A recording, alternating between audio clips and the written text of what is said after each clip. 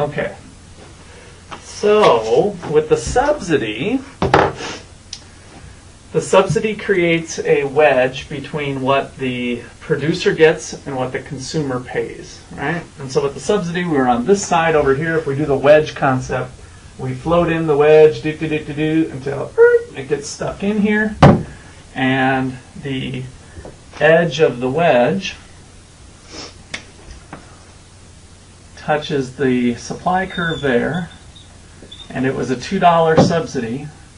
So producers are going to get $5 and consumers are going to receive $3.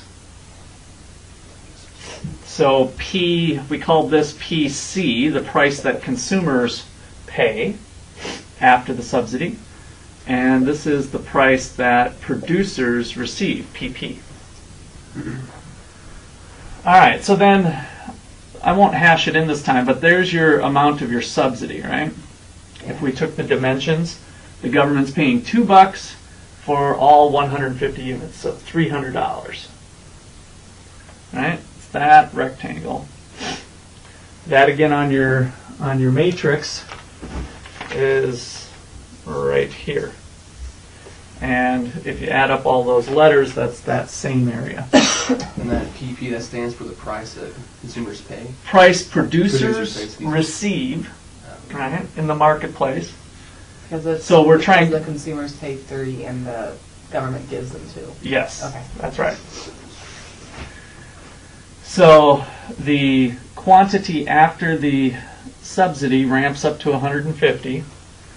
That's what producers are getting, and consumers are only paying 3. All right. So the administration of that subsidy could be that for every bushel of corn you sell, I'm going to give you $2, right? Something like that. So the target price is different in its application. So we went through those 5 steps in class. I don't know if it was 5 exactly or not, but we set the market price. So the market price is the first step of the process. And we say, okay, farmers, go ahead and produce knowing that you are going to get, the target price, you're going to get $5. So I'm targeting $5 for you. They go out and make as much as they want, which the supply curve conveys that information. So we go over the supply curve, head south. They're going to make 150. Then we're going to say, okay, marketplace, you guys buy it all up. I don't care what you want to pay. Just make sure it's all gone. Well, the demand curve conveys that information. So at 150 units, we go up to the demand curve and learn that consumers are willing to pay $3. So that ends up being the market price. And the government says, all right, whatever the difference is between what the target was and what the market paid you, I'll make up the difference, called a deficiency payment. Okay. Now, I kind of rigged our setup so that they're equal. And one of the reasons was to drive home this point of how they're different. And so if we figure out how to run a car on corn, and the demand for corn rises to here, there's a shift in the demand curve because of a new taste or preferences, then we can see that the market price would be $5. And the deficiency payment would be zip. Government still has a target price of $5, but it just turns out that the market's willing to pay $5. So great. So the target price is better.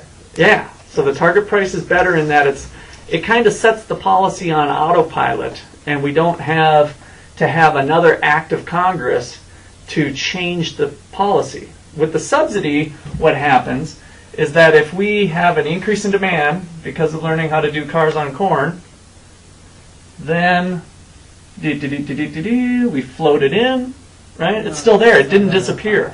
And so now all of a sudden we're here at a higher level. And the government's still spending money. In fact, they're spending more money because the subsidy stayed the same at $2, but now there's more being produced and consumed. Okay? So that's the difference. There's a dynamic difference to the two policies. Even if on the face of it, we can set them to be equal, they're different.